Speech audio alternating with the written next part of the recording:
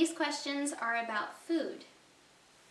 Mary asks, what first got you interested in healthy, natural living? It was about 5 years ago that we watched the documentary Food Inc.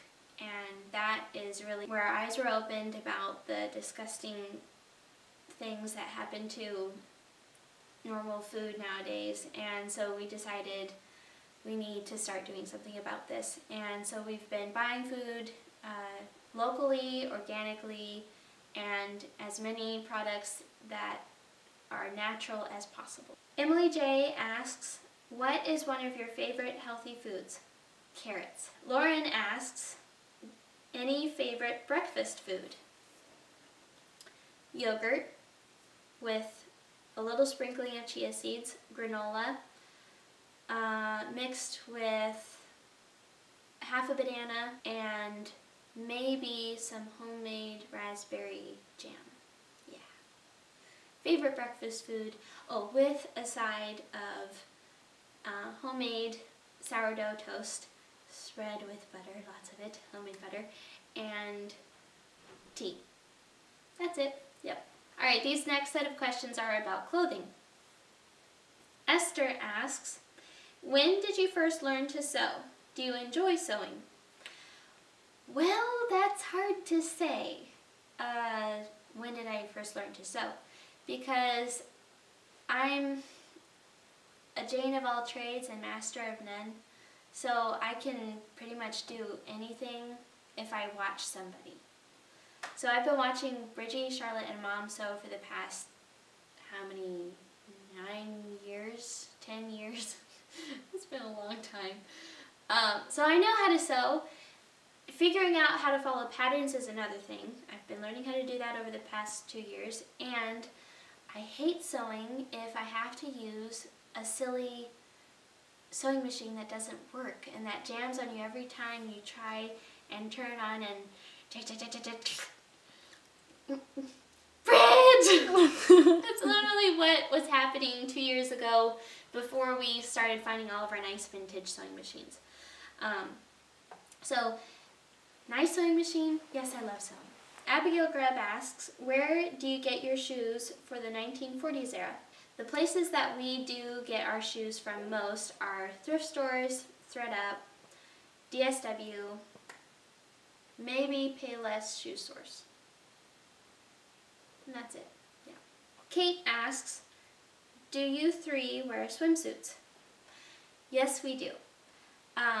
We used to wear Speedos whenever we were younger, and with those we would wear like boys' swim trunks. Embarrassing, but true. And so we decided that wasn't really necessarily the best thing to wear as we were getting into our teen years. Not very flattering, and girls have bigger hips than boys do, so it wouldn't have worked. Anyways, we started using Olivia Howard's pattern from her Fresh Modesty website, and it's wonderful. I'd highly recommend it. We usually use, it's like the 4-way stretch spandex, and it usually says like swimwear or something whenever we're ordering fabric online. So, yes, we make our own swimsuits. Alright, these next set of questions are around singing and music. Samantha Snyder asks, where was your first Boyer Family Singers gig? I think our first Boyer Family Singers gig was, how old was I? I was like 14, 5 years ago, I think.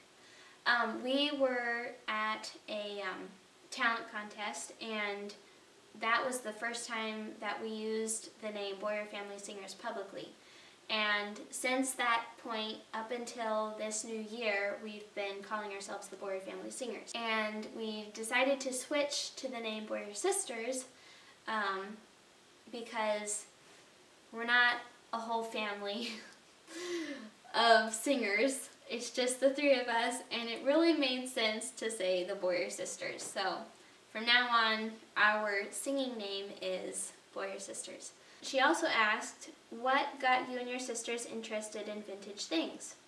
Singing. Bridgie has always been a fashion historian for as long as I can remember. And so she's gone through every single era. She was like enraptured with the 1800s for years, it seemed like. And then we realized that those fashions weren't very practical. And so the practical fashion eras that we can wear nowadays are like probably from the 20s and on. But we like the 40s because we sing 1940s music. So, Jill asks, how long have you been taking voice lessons, and have you always had the same teacher?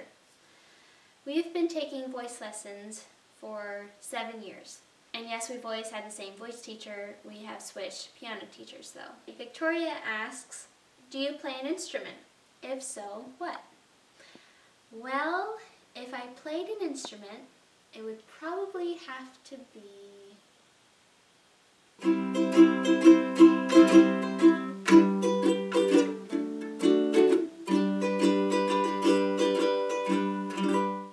Yep, that'd be it.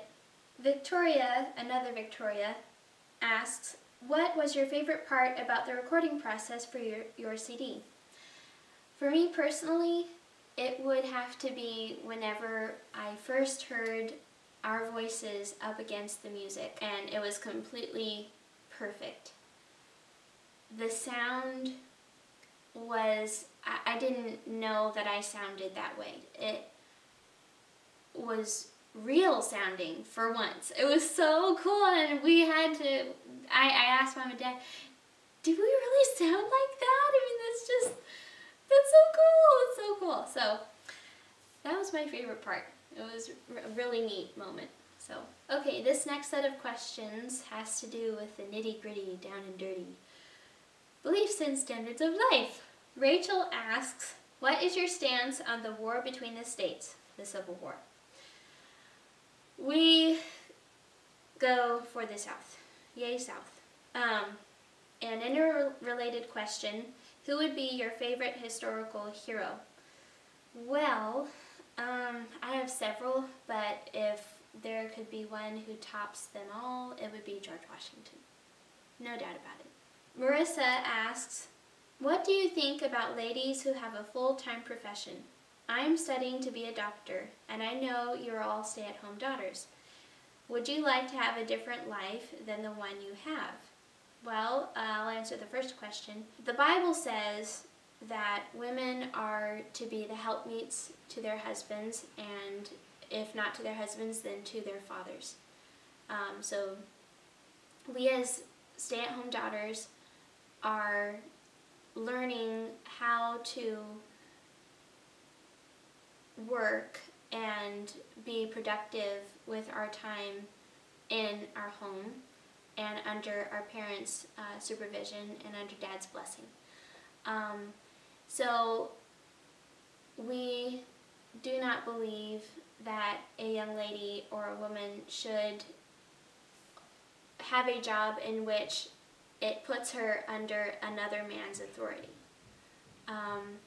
And we also do not believe that women should be the sole providers of their home. We believe that we have the ability to add to the household income, but only if that is under our father's or husband's blessing and leadership. So, and would you have a different life than the one you have? Nope. No, I wouldn't trade it for anything. Manoa asks, do you believe in punishing bad behavior in children and spanking? Or through spanking, I guess. Yes. Yes, yes, yes. He also asks, how does a wife know when her husband has crossed the line and must be resisted or disobeyed? Whenever the husband has gone against the word of the Lord. That is the only time. And if that is the case, then she has every right to respectfully disagree and go against whatever he is asking her to do.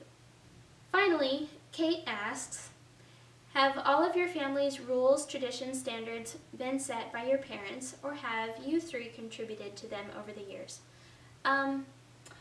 Well, whenever we were very young, Mom and Dad's rules were law, and we three were taught to obey them. As we have gotten older, obviously our personalities have developed, and we've all matured, and we all kind of have our preferences and